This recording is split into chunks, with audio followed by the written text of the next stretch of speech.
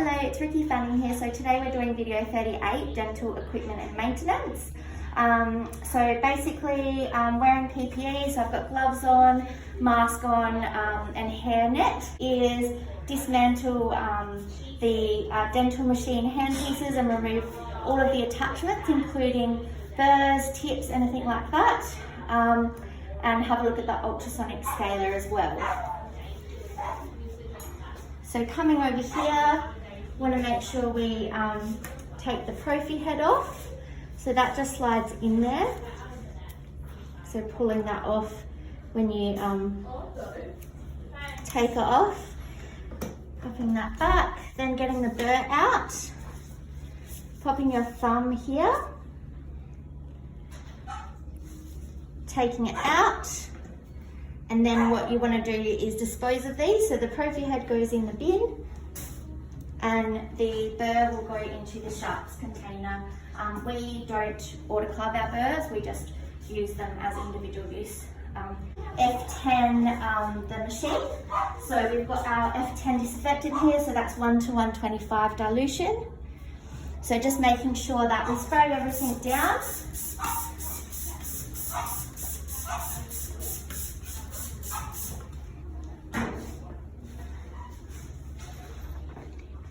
Then you leave that for 10 minutes. And then what you want to do is make sure you give it a really good clean, all of the cords and the whole handpiece itself. Making sure that we get every little bit off.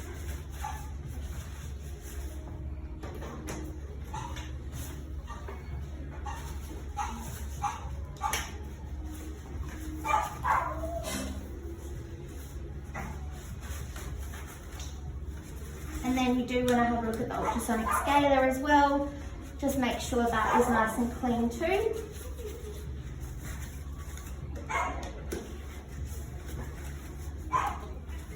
Make sure there's no blood or debris or anything like that left behind. Okay, so the next step, we're going to lubricate the hand-pieces. So we've got this handpiece here. So this is the high speed handpiece. So what we want to do is unscrew this from the bottom. You'll see that it has those ends that screw into there. And what you want to do is pop a couple of drops of lubricant into that hole there, and making sure that it's the IM3 handpiece oil. So popping a couple of drops into that hole. Yep. And then you want to pop that back on, making sure that they line up. Twisting that back on.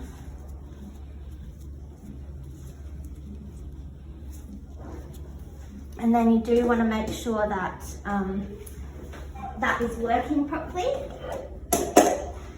So I've got a foot pedal. You can see that that's going through. So that just runs the oil through to make sure that it's okay and lubricated to use for the pieces in there. So the next step we're going to do is we've got some instruments here. So we've got the calculus removing forceps here. So we're going to give them a clean, as well as our hand curette here. So we're going to pop them into a rapid multi-enzyme cleaner in here, soak them, and then we're going to scrub them with a scrubbing brush, making sure that we get all those ends in the nooks and crannies everywhere, and also getting right into those little grooves. That's where some of the teeth, like the bone or like blood or any debris or anything, tissue is usually there. Making sure that there's no blood in those. Giving them a really good clean. Making sure that they're nice and clean. And then in the bottom one over here, we've just got some distilled water, so then just rinsing them in that. And then popping them here to dry. Is to sharpen some instruments. So I've got a elevator here, a dental elevator. So to sharpen that, we've got our sharpening stone here. You want to make sure that you have the bevel flat here, and then you're going to put your finger, the first finger here, your index finger, onto here, and what you're going to do is scrape it towards you,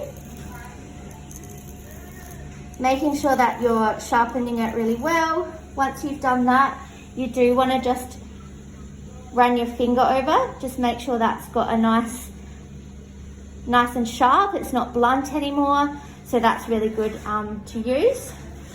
Then the next step, we've got another sharpening stone here. This is our handheld scaler. So to sharpen this, you want to make sure you do both sides.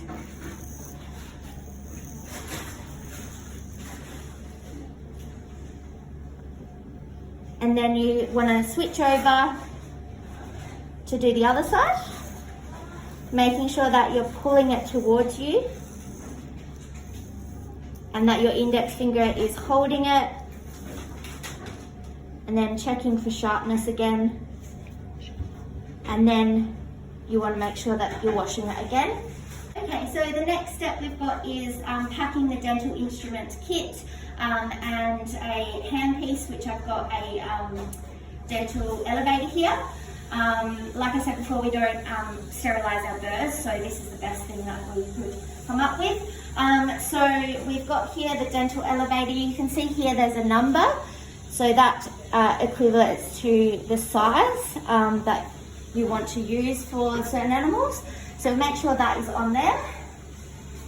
So you will write on here, dental elevator, making sure that we have my initials, the size, which is 4, and then the date.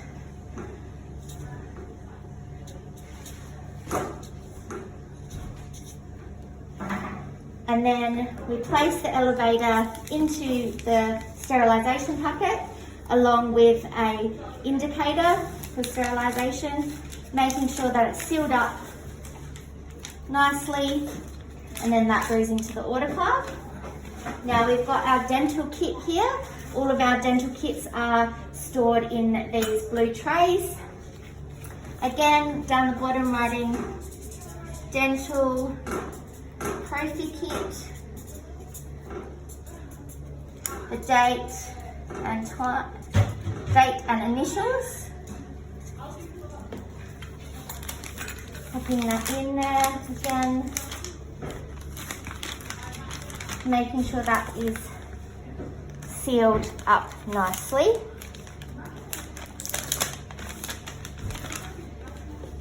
And that's all.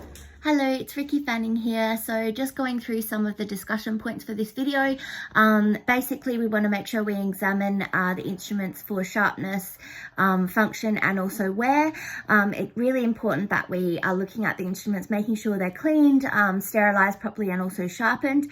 If this is done like properly on a regular basis, I guess it does increase the useful life of the instrument, but also prevents any injuries to the patient or the operator. Due to things like the instrument can slip and damage them. So yeah, basically thorough periodontal debridement also can only be accomplished by having a sharp instrument that you're using for against the animal's tooth. And I guess if you're using dull surface as well, that can cause burnished calculus rather than causing it to be like shaved off the tooth. So once there is burnished calculus, it is quite difficult to detect and remove.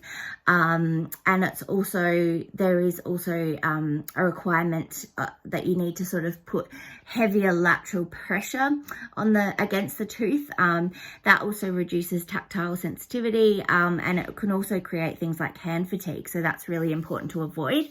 And I guess important to examine the sharpness of the instruments. We want to make sure that we're preventing injuries occurring when blunt instruments are slipping off the tooth, and they can also damage the alveolar bone as well.